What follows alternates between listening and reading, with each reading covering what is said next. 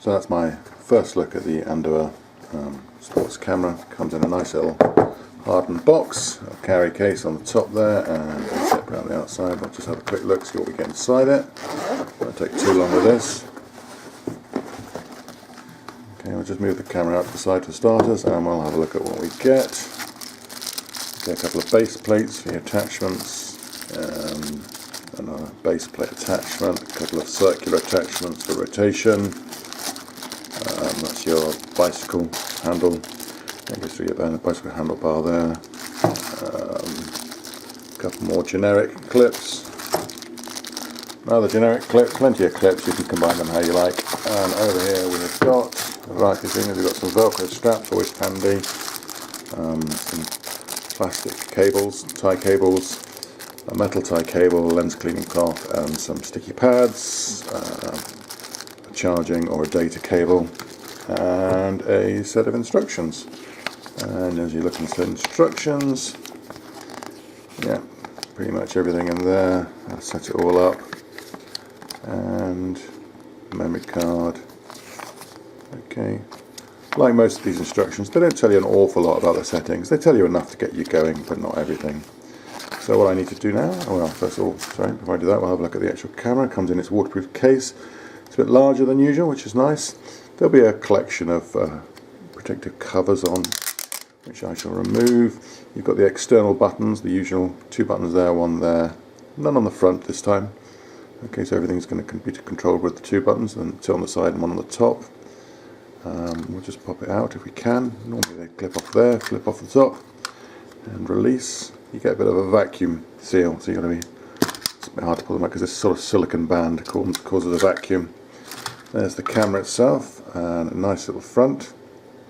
Okay, got some covers again. I'll take this off in a second. It's a 4K Ultra HD, and there's your microphone.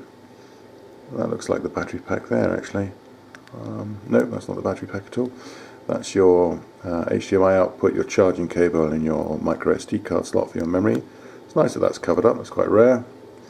There's your back screen. Have a look at that in a minute once we've got it charged. There's your on-off button. So you've actually got a couple of buttons here as well.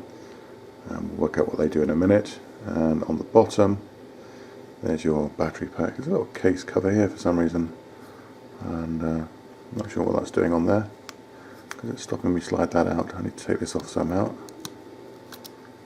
There we go, and then pop this off. I can. Oh, he says. There we go. And there's your battery in there. Now I don't know. I'm sure you can get spare batteries for that, but it's only coming with 1. And it's nice to see it's got a tripod mount on the bottom, which is quite rare, but that's quite handy to have a tripod mount. So that's your camera, and I'll get it charged up and then we'll have a look at the settings.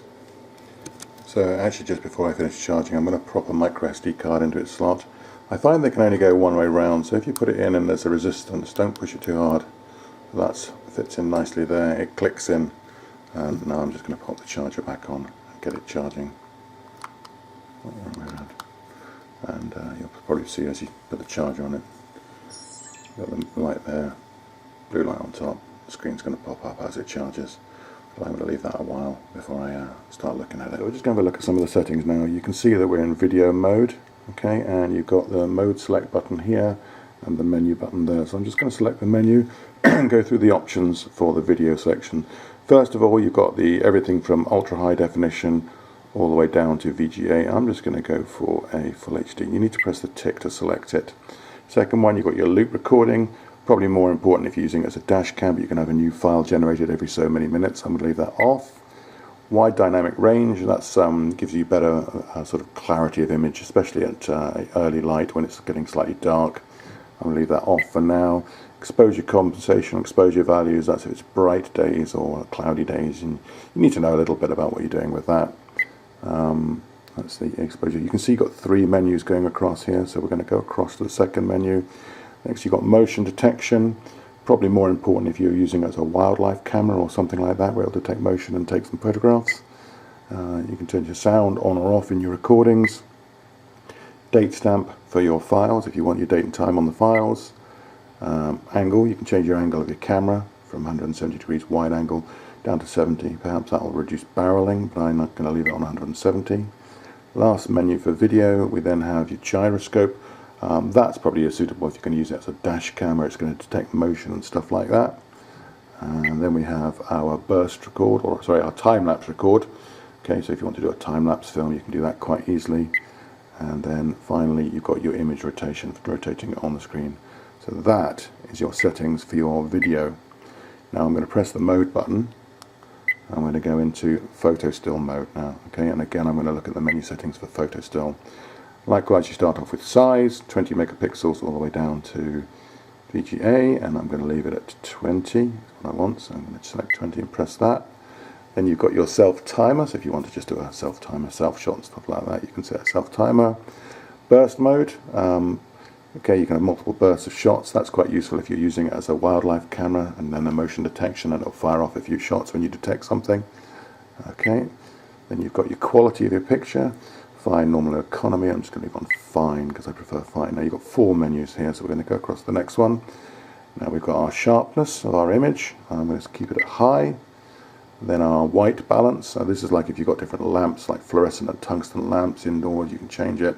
If you don't know too much about it, leave it on auto. Okay, we've got our anti-shake system. I'm going to leave that on for anti-shake. Quick review. If you want a quick review when you've taken a shot on the screen, you can have that showing up if you want to. Come across again. Okay, you've got your date timestamp of your photographs. You've got your ISO levels, and if you know a bit about photography, you'll know about that. If you don't, leave it on auto.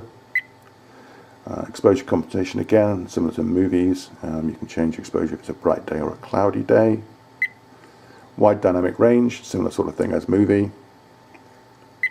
Come across last menu now, you've got different scene selections, so you've got portraits and light paintings and things like that. I'm going to leave that off. So that's your settings now for your still photograph. Another press here. It's going to take us back into our playback. And again, you can have a look at the settings for your playback, whether you want to unlock various files, whether you want to have a volume high, deleting files, deleting all, deleting current files, locking files, and I think the second screen you get unlocking files. So that's your playback selection. And another one, and you get into general settings now. So here's, you can set your date and time. Okay, and I'm just going to leave it as it is for now because I'll set that in a minute. That's your power off, auto power off, as and when you want.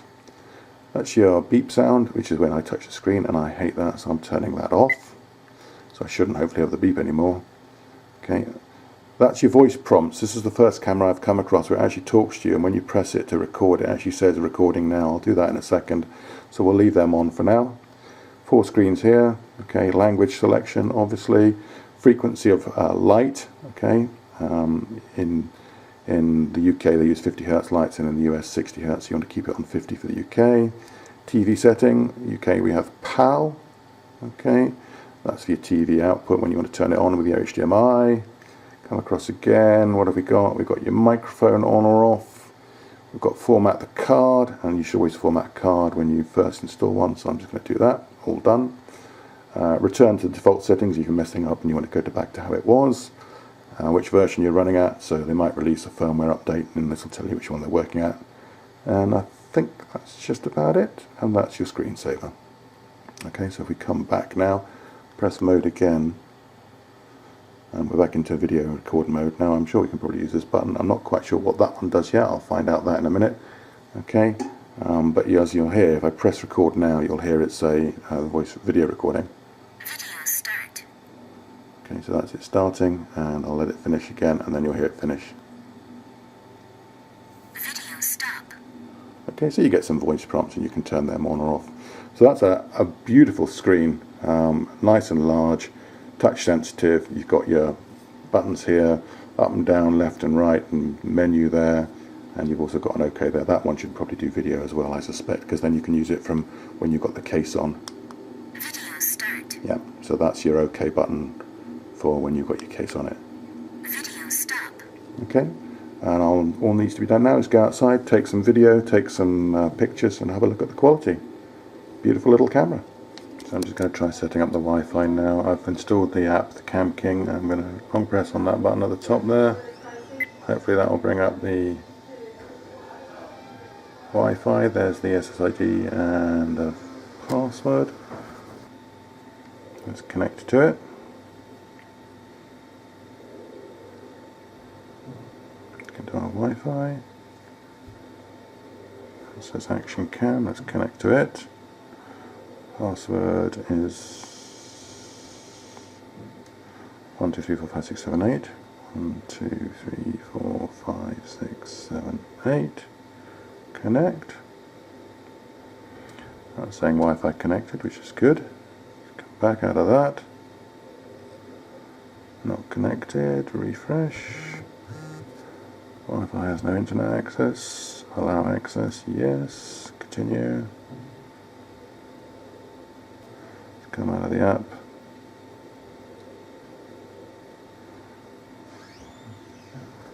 Let's load the app. King.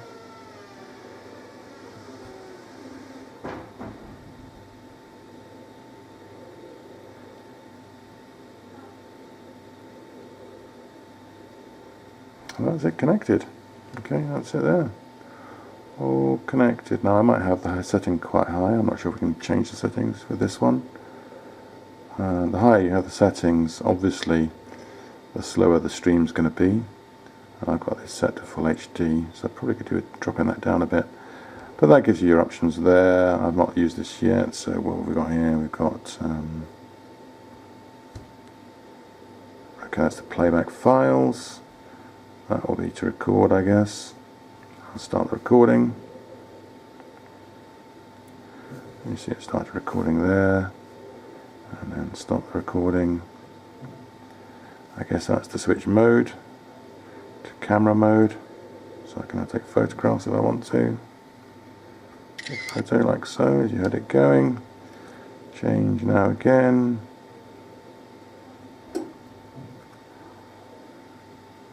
Come on. Oh, there we go, back to video mode. And what else can we do? I'm not sure actually. What's that? That's going to be a refresh. Okay, that's going to be what? Settings. Okay, so let's change the size to make it a little bit faster. We can come down to, see, we've got it really high. Let's go down to 720. And we can, what else can we do in here? Change tape and time, video, exposure compensation, voice mode, capture size. Format the SD card, change the password. You've got most of your settings there. And that's now my camera working and streaming. Okay, so that's fairly smooth. I don't tend to use this a lot, but I just wanted to show that the Wi-Fi system does work. The video inside. It's quite a small room, very close up with everything. Very poor lighting. Okay, so you can sort of see the quality we're getting here, which is not too bad at all. Right. And I'll try outside as well. It's quite a bright day today. Just having a little bit of a look at some video footage outside.